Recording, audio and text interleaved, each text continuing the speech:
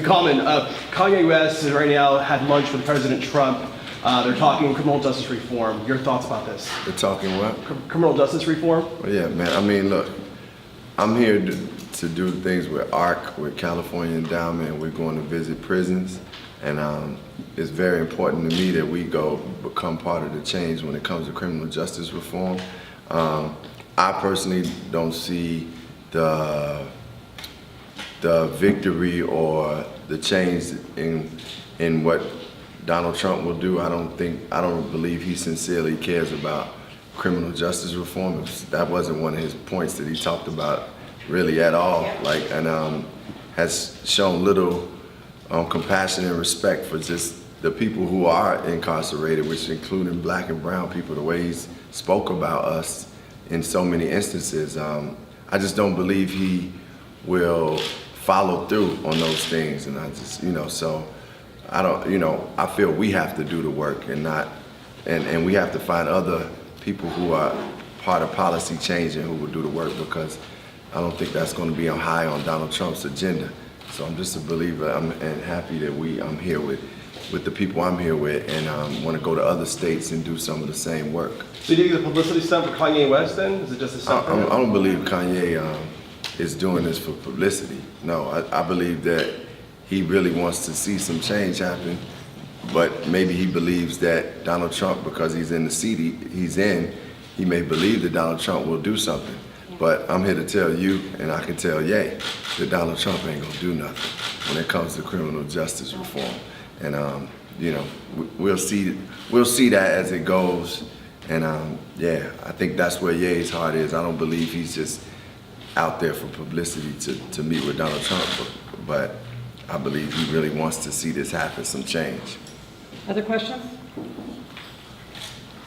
You know what, I'm gonna just go in with the Stonekeeper, the movie that you just were in. I think the message was huge, so I gotta ask you, you take life lessons from that, you being the Stonekeeper in the movie. What is that? Because I was trying to teach my kids as we were watching the movies about what the message behind that was really like, and I thought you were perfect for that character. Oh, thank you. What was your response like? What do you feel that life lesson would be? Well, I think the life lesson in the theme of Smallfoot was really about not always taking what society and the status quo has said is the rule and accepting that. It was about really being able to think for yourself. Mm-hmm. And so many traditions have been passed on, and we see this in America. Let's keep this. It's it's a war on crime. It's these things. Law and order.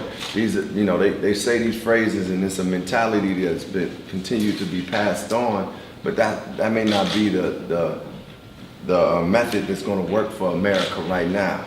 And I think the movie was really about challenging that status quo. It had a resistance energy to it to a certain degree, even though it was a children's film that, a family movie that everybody can enjoy, and it was fun. It still had that resistance. And I always looked at, I think the lesson I got from playing the Stonekeeper is, no matter what type of leader you are, you need to have integrity. It's not worth lying to the people. Even if you think it's for the good, it's not worth lying to the people. You gotta just live in truth.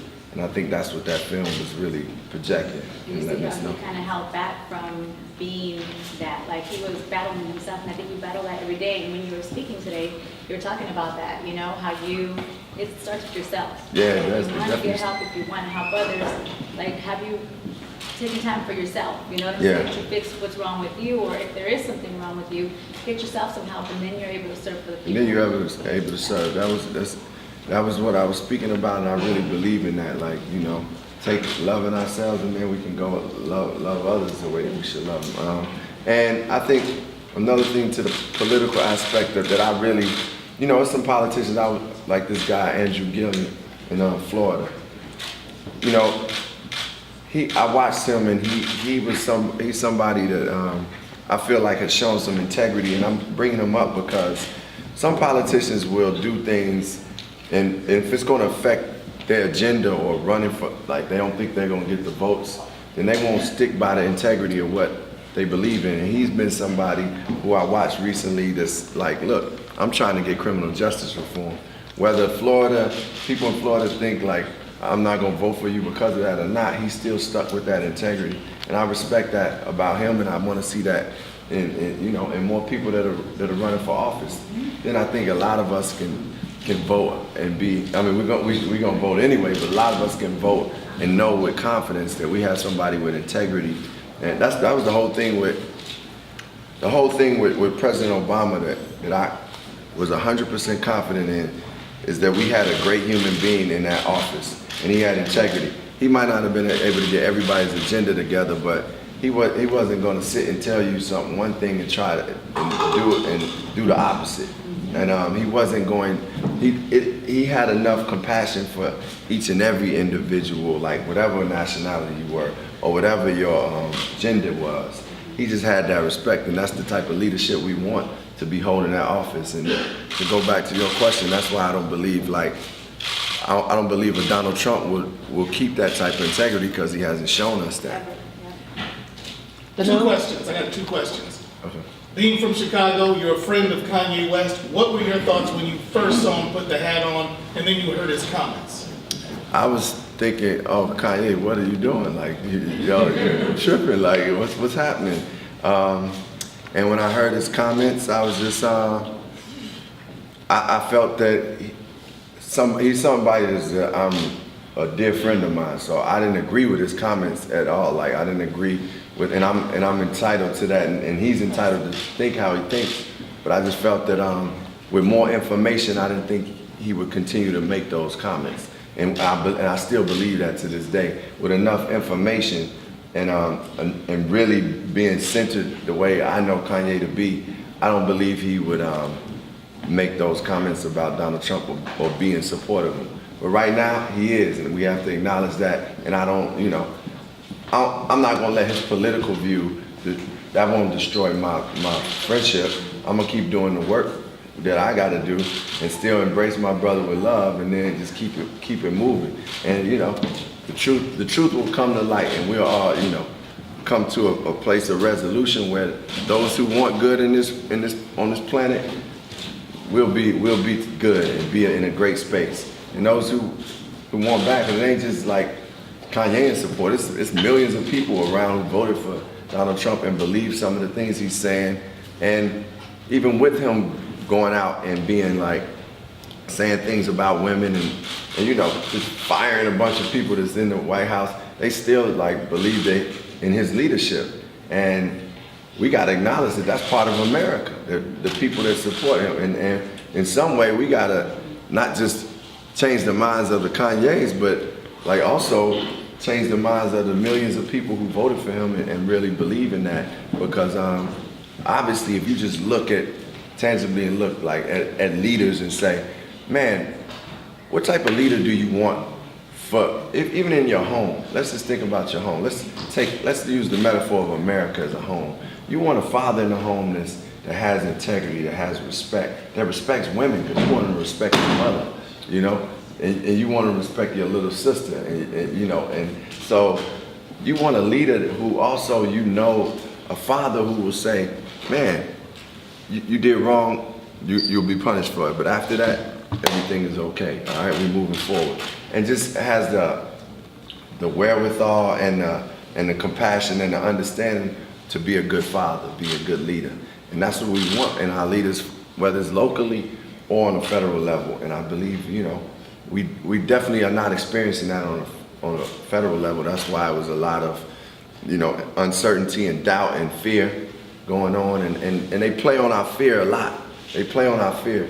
But I believe, like I said, the people who really want good in this country and in this world is, we focused on it, and we ready to do the work. So it's bringing out the best in us. Last question is going to go over to the no. The last question is going to go to the no. We're going to have.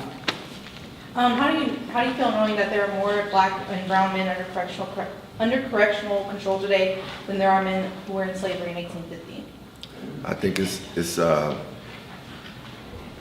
it's very telling to where our country is, and the mentality that began with slavery is still present. and it's still like in our face and kind of like it still has a big hand on us. And how I feel is that we need to change that. That we have to do everything we can with our whole mind, body, and soul to make sure that we can't say that it's the same amount as more people that's in prison right now that were enslaved. Because all those things all the things that were created to say slavery is abolished or we abolishing the Jim Crow, and then you come up with mass incarceration, is just another excuse to hold black and brown people down, and we know that. So what do we do to destroy those things? We go out and vote. We go out and elect and select people from our communities who know that this is the plot and are not going to give up their integrity just for a position, and will like make sure that they destroy the walls of that mass incarceration. And also we'll create programs for people who've committed crimes to redeem themselves and to be rehabilitated and to be able to come back into society as a whole individual and get jobs and be able to vote and just get back into society and be a great person, a productive and good loving person. We need to create programs with that too. So that's how I feel about thinking about the slavery in comparison to mass incarceration. And it's up to me and you and all of us to do it. I know you got another hard question you want to ask me about something, so go ahead and ask it. Last question. Back in June, Trump did grant clemency to Alice Johnson. So he has helped in regards to, obviously, was wrongly convicted. So you said what? He granted clemency to Alice Johnson. Yeah. The drug target back in June. I'm very happy for Alice Johnson. That's anybody wrongfully accused and they get set free. That's what this criminal justice system has done to so many individuals. I think the thing that we don't want to get fooled by is that when just because I show you I'll do one thing for you doesn't mean I'm gonna do for the whole. And that a lot of the movements and things that you see being done are for the gain of Donald Trump and his constituents and that political agenda. So I'm grateful that Alice Johnson is set free, but man, what about the people that were stopped at the border? What about like the thousands of families being split? Like I can't say like one gesture or even a few gestures can take up for that. What about calling Mexican people out of their name, calling black people out of their name? What about like the things the way you have talked about women throughout the years and still talk? How can we have a leader in position that's saying those things? Man, like think about that. We elected somebody, and I ain't vote for him, but I'm saying we elected somebody that was talking about grabbing women, and that dude is in office. And he's supposed to be running our country. Like the world is looking at us like, what are y'all doing?